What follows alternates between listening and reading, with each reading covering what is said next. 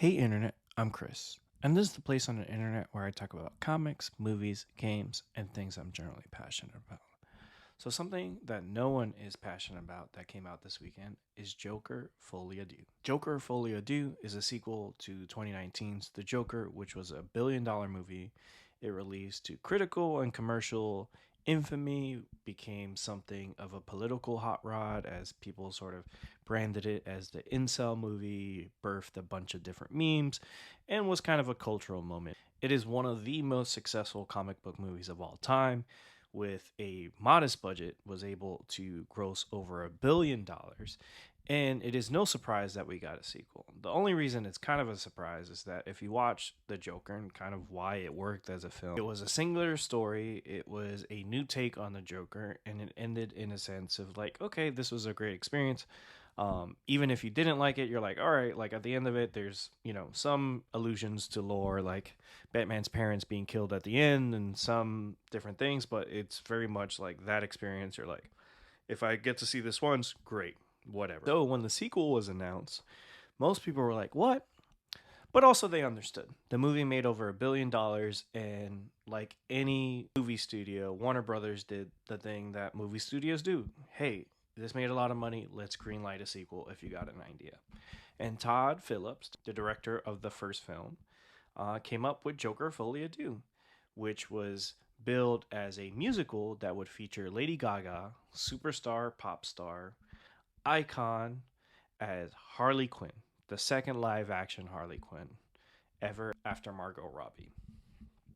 Now, when I saw this was announced, I thought this would be pretty cool. But now that the movie's released and we have seen the critical reception, which is terrible, it is sitting at a 33%, I think, right now on Rotten Tomatoes. And then from a commercial standpoint, is also doing well below expectations and well below the first film. It is clear that this is one of the biggest flops of the year. Now, why is it one of the biggest flops? At $38 million for an opening weekend, if the film had the same budget of the original, it wouldn't be really a flop. It actually would be a modest success. But somehow, someway, Todd Phillips and Warner Brothers found a way to spend $200 million on a musical that it did not really market as a musical, so that when people who were fans of the first film, or maybe they were indifferent about the first film, were like, hey, let me just check out this movie. Now it's got Lady Gaga and Harley Quinn. What is it about?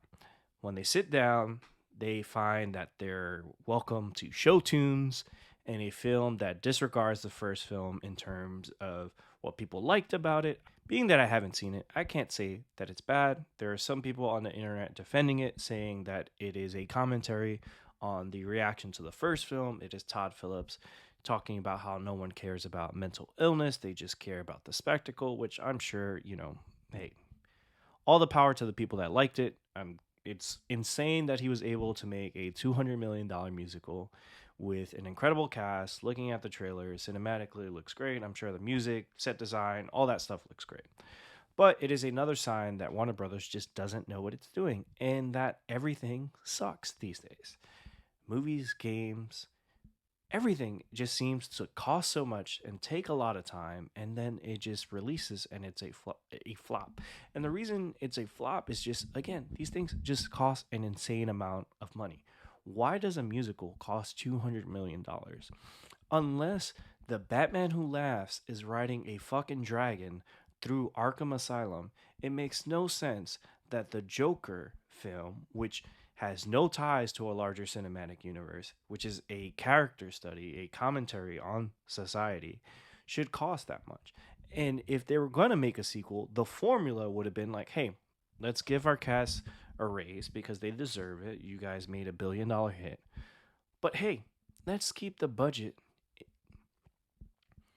in the 100 to maybe $120 million range.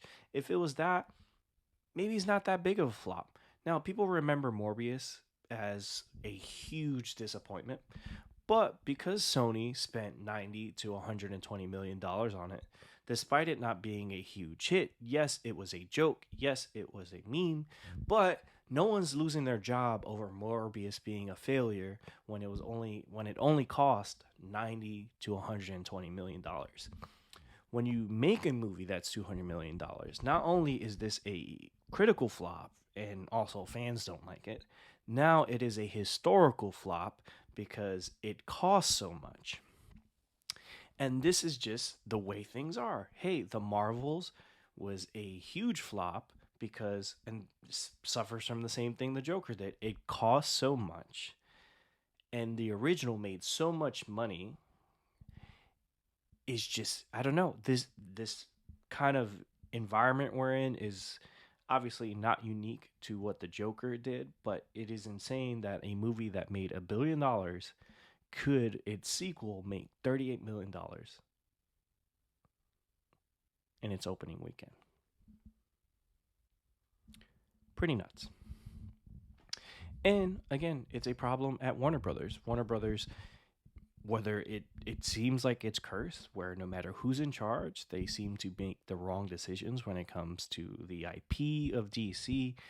And I read a really interesting article. I know a lot of people give IGN shit, but IGN had a really good article about DC's brand maybe be at the point of beyond saving, which is fair because twice this year, between Suicide Squad, Kill the Justice League, and this, both spawning from really successful previous iterations, managed to cost double what those original things cost, or in some cases triple, and managed to be an embarrassing flop and will probably be the topic of Warner Brothers Discovery's next quarterly earnings call whenever that comes around. It's just insane. I think it's sad that like these things cost so much because hey, like, and you know, like the internet's one of those places where things pile on. It's like, hey, like maybe it's not that bad. I haven't seen it. I actually do like when directors take things in a different direction, and I think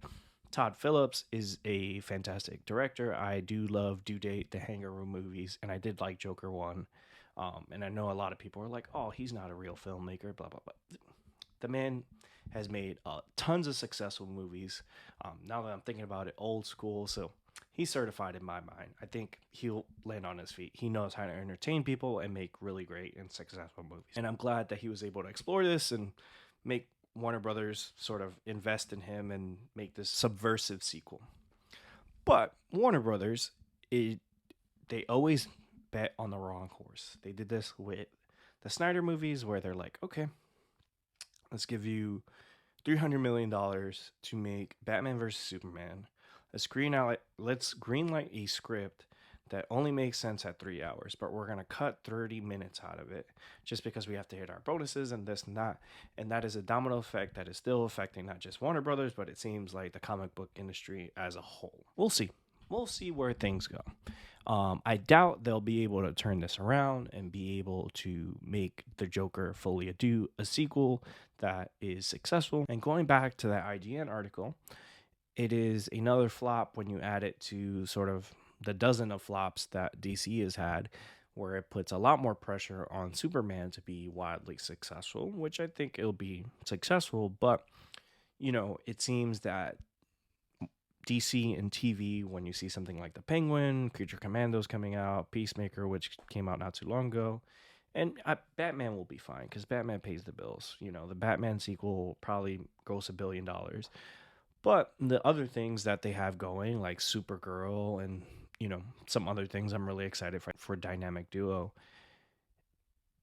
it has to wear the stink of a lot of these flops, and it just puts them at a huge disadvantage when it comes to the consumer's eyes. When they see that DC logo, they're like, man, this is going to be a stinker. So we'll see.